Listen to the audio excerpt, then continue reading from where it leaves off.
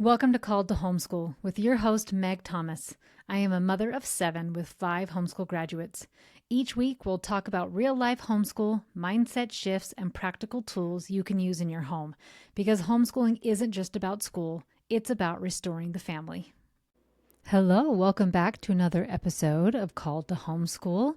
Just a reminder that all of August, the Homeschool Bootcamp is 20% off, has all my videos, all my printables, all the things in there. It's amazing. Just use the code HAPPY at checkout to get the 20% off. All right, diving into a question from Olivia from Texas today. She says, this is our first year homeschooling. I have a 9-year-old boy and a 7-year-old girl. When my husband and I first decided that we were going to homeschool, I started all the research. I didn't like the all-in-one curriculum bundle, so I decided to pick from different companies for different subjects. With that being said, I now feel like I'm not doing all the subjects that my kiddos are needing. We are doing the basics as this is the first year and I wanted all of us to get our footing. Our subjects include math, reading, spelling, history, and science. History and science we alternate every other day. We also begin our day with what we call Bible.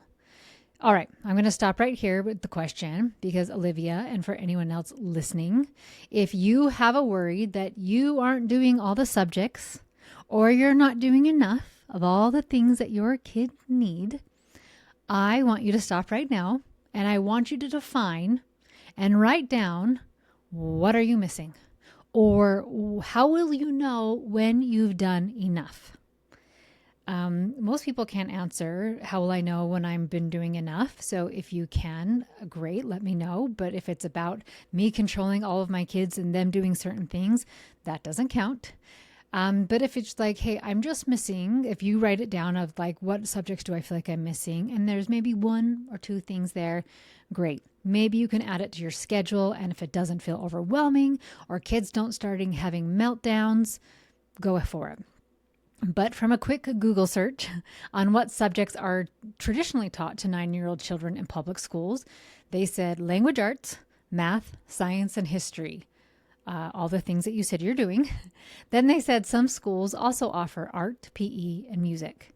So like I said, you were doing the spelling, reading, you're doing those things, you're doing math, you're doing science and history. And if you wanted to add an art, guess what? During a science lesson or history lesson or something else, add in an art project. Whatever holiday is going along, add in a little fun activity, right? Super easy.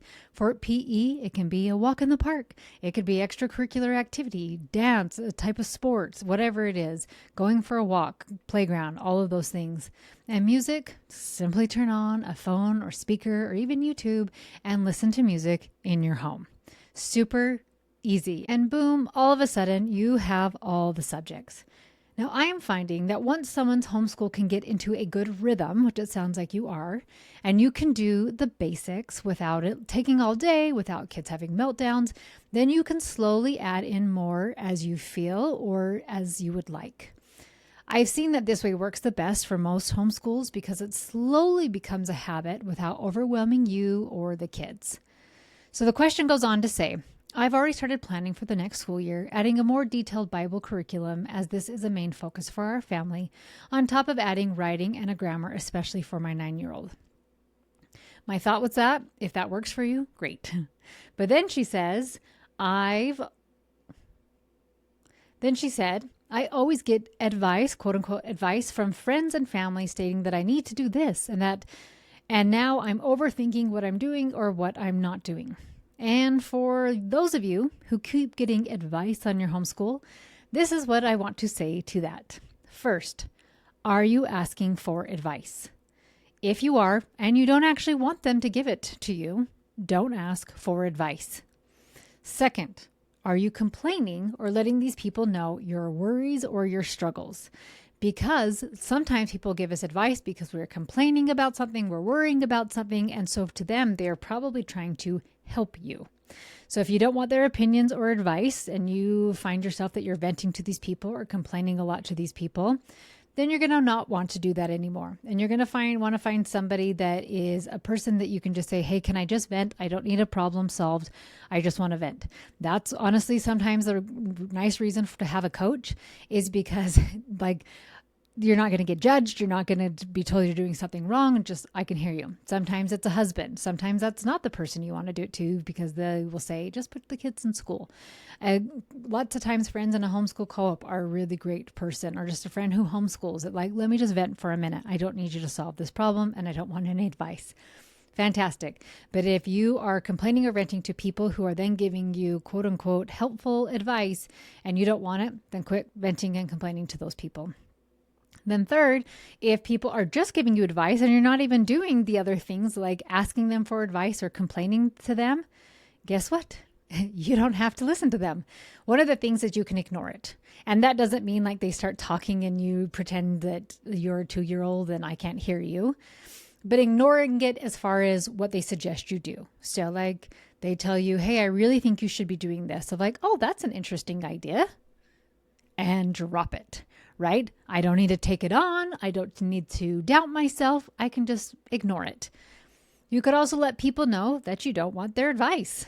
This could look like letting them know that you love them, but this is between you and your husband, but I will reach out to you if I have any questions. And that one, you just want to be careful and like how you word it, because if you have allowed people into your home of giving you a lot of advice, you're going to have to slowly kind of build that up of like, I actually don't need your advice for something that I'm doing, right? And so saying it in a way that's like, I love you. I think you're really sharing this with me because you love me so much. I actually don't need the help right now, but if I do, I will reach out to you. Thank you so much. And you have to remember their advice is only a problem because I'm guessing maybe you're feeling insecure about your decision. So let's say somebody gives me advice. I've been making sourdough for a couple of years now. And let's say somebody gives me advice on sourdough and that I just don't really care about. Maybe I would say like, oh, cool idea, and go on with my day. I wouldn't worry about it or think I'm doing something wrong with how I'm making my sourdough. So as you learn to trust in yourself and doing what is best for you and your family, what other people say just really doesn't bug you anymore. And it just really doesn't matter. I get people online who will come after me for homeschooling. And I think those people are kind of sad because who in their spare time goes after strangers? But I also just really don't care what they have to say because they don't know what is best for my family and they do not have authority or stewardship over my children. Her question continues and she says, we live in Texas and our state is very relaxed when it comes to homeschooling laws. But I want to make sure that my kids are getting what they need to learn, but also make sure they are not getting bogged down and making homeschool miserable for all of us. First of all, that's awesome that you get to be in control of your kids and education in Texas. Not all states are that lucky. And if you are worried about what you think your kids quote unquote need to learn, I want you to write those things down. When I think about what I want my 9-year-old to know, maybe I want him to know multiplication.